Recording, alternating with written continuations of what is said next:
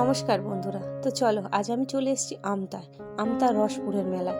তো মেলাটা ছিল অনেক দিন ধরে, কিন্তু এমনই সময় কাজের চাপ ছিল বাড়িতে যে একটা দিনও ভালো করে সময় করতে পারিনি আসার জন্য। তাই লাস্ট দিন সৌমেনের খুব জেদ ছিল যে আজকে আমি যাবই যাব। তো ও আমার কাজের জন্য ও একাই আসছিল, কিন্তু ইচ্ছা হচ্ছিল আসার জন্য, তাই জোর করে মোটামুটি সব কিছু সামলে নিয়ে দুপুরের দিকে বেরিয়েছিলাম, কারণ আবার বিকালের মধ্যে বাড়ি ফিরতে হবে, বাড়ির কাজ আছে। আর দেখো, পড়ন্ত রোদটা যখন জলের মধ্যে পড়েছিল, তার দৃশ্যটাই আলাদা ছিল। আর এই ব্রিজটা এত সুন্দর লাগছিল, কি বলবো, সবাই মোটামুটি দাঁড়িয়ে যাচ্ছিল, যে যাচ্ছিল। আর এটা আমতার রসপুর হলেও কখনো বাপের বাড়ি থেকে এই দিকে আসিনি, এত বড় হয়েছে কখনোই আমি এদিকে আসিনি, কারণ আমার বাপের বাড়িটা আমতার অপর সাইড, আর এটা হয়ে গেছে অপর সাইড।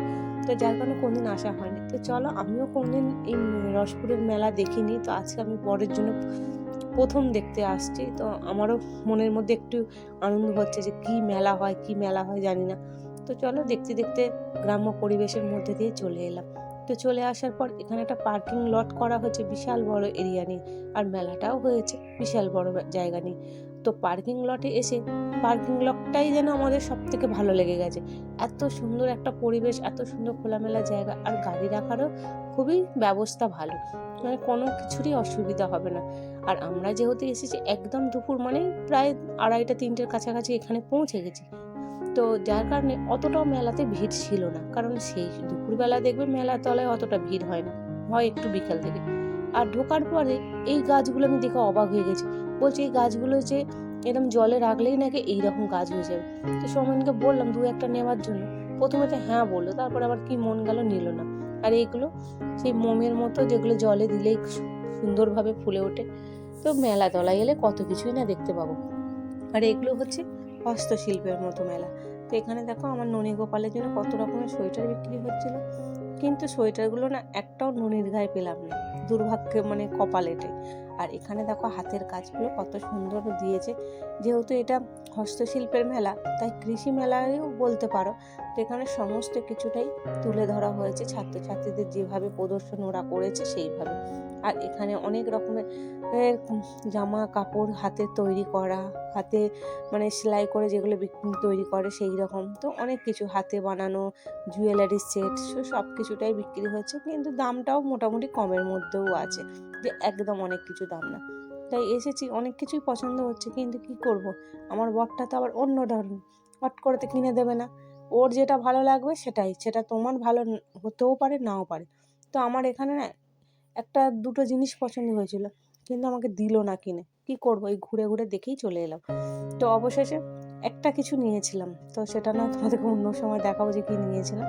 তো আর বেশি ভালো লাগছিল, জানো তো, এখানের পরিবেশটা এত সুন্দর কখনো ভাবিনি যেটা যে এত সুন্দরভাবে একটা আয়োজন করে। আর এখানে দেখো, সব স্টলগুলোই আউট অফ স্টক হয়ে গেছে, কারণ এখানে দেখো এই যে যেমন লেখা আছে চিচিঙ্গে, এখানকার কৃষি শিল্পরা যারা তাদের কৃষি জিনিসগুলোকে তুলে ধরে। এই যেমন এখানে এই চাল কুমড়ো, লাউ, মূলো, এর থেকেও বিশাল বিশাল আকৃতির বড় বড় জিনিসগুলো এখানে থাকতো প্রদর্শন করার জন্য, কিন্তু আমরা তো যেহেতু শেষ দিনে এসেছি, ওই সীমিত যেগুলো পড়ে থাকার সেগুলোই আছে, বাকি আর কিছুই নেই। আর এখানে দেখো, সমস্ত জায়গায় শিবলিঙ্গর নাম ধরে ধরে এখানে রাখা হয়েছে। খুব সুন্দর একটা আয়োজন করেছে, ভীষণই সুন্দর। আর এগুলো যদি আমি রাত্রিবেলা আসতাম, হয়তো লাইটিংয়ে আরো সুন্দর লাগতো, তাই না?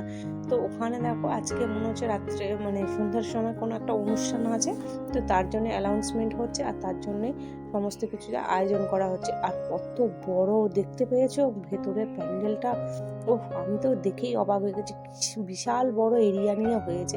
বেশ আমারও খুব ভালো লাগলো, কিন্তু দুপুরবেলা তো অতটাও ভালো লাগছিল না। বেশ একটু মেলাতলা একটু জমজমাটি ভিড় হবে, টুকটাক কিছু খাবো, এটাই তো বলো।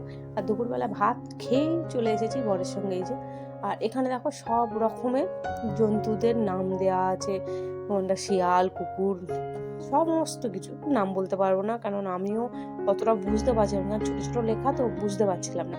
তো যাই হোক, চোখের দেখা যেটুকু সেটুকুই দেখেছি, বেশ ভালো লেগেছে। তো বর অনেক কিছু নিয়ে আসার পর ভালো লাগলো। আর এখানেও মেলাতলায় সে যেমন হরেক রকমের মাল, 10 টাকা 20 টাকা। তো ইচ্ছা হচ্ছে দেখি টুকটাক কিছু তো নেবো, বলো মেলাতলায় না এলে যদি কিছু না নিয়ে যাই, মনটা খারাপ খারাপ করে না? তো বেশ ঘুরে ঘাড়ে, যেহেতু লাস্ট দিন, তো অনেক মেলা দোকানি নাকি বলছে উঠে গেছে, আবার অনেক দোকানেদার এখন ওরা আছে, বলছে আজকের দিনটা যেহেতু লাস্ট। কিন্তু হ্যাঁ, পরে শুনেছি এই লাস্ট দিনই নাকি বিশাল ভিড় হয়েছিল এই মেলা তলাতে। তো আমরা তো রাত্রিবেলা আসিনি, দুপুরবেলা এসেছি, ফাঁকা ফাঁকা লাগছে। আর আমার এই ফুলের দোকানে আসার পর না এই ফুলগুলো এত ভালো লাগে, কিন্তু সৌমেনের আবার এই ছোটো ছোটো ফুলগুলো পছন্দ হয়েছিল। কিন্তু আমি ওকে বললাম এখন নিতে হবে না, কারণ দেখো আমাদের বাড়িতে এখন সেইভাবে ফুলদানি রাখার পজিশন এখনো হয়নি। আর এত বাড়িতে কাজ চলছে, যার কারণে সে ধুলোবালির জিনিস এখন নেবো না, 2 দিন পর আমাকে নিতে যখন হবে আমি নেবো। তো মেলা আমার সব ভালো লাগে, কিন্তু এই নাগরদোলাটা আমার সব থেকে মানে ভয়ে বলো আর পছন্দ নয় বলো, এই দুটো, এই মানে একটাই আমার জিনিস নাগরদোলা। তুমি যা বাদ বাকি যাতে বলবে আমি তাতে উঠে পড়বো, কিন্তু ওইটাতে পারবো না ভীষণই। তো এখানে এখন কিছুই তো মানে মোটামুটি সবই আছে, কিন্তু সেইভাবে এখনো তৈরি কিছু হয়নি। অবশেষে ছিল এই ফুচকা, তো দুজনে ফুচকা প্রিয়সী মানুষ, তো কিছু ফুচকা খেয়ে দে ব্যাস ঘুরতে ঘুরতে টলতে টলতে দুপুরবেলায় বেরিয়ে পড়লাম বরের সঙ্গে আবার ঘর। হ্যাঁ, আসার পথে একটুখানি জিলিপি নিলাম, কারণ আমার শাশুড়ি মায়ের যেখানেই যাই একটু জিলিপি পছন্দ, তাই শাশুড়ি মায়ের জন্য একটু জিলিপি নিয়ে নানা চিত্রের দৃশ্য দেখে ঘুরতে ফিরতে চললাম বাড়ির উদ্দেশ্যে। তাই তোমাদের কেমন লাগলো মেলাটা অবশ্যই কমেন্ট করে জানিও, আর কারা কারা এই মেলাতে এসেছিলে সেটাও জানিও। তো আমি তো নেক্সট বার যখন মেলাটা শুরু হবে তার মাঝেই ভাবছি চলে যাবো, যাতে অনেক কিছু আরও দেখতে পাই। যাই হোক, আজকের মতো ব্লগটা এখানে শেষ করছি, ভালো থেকো।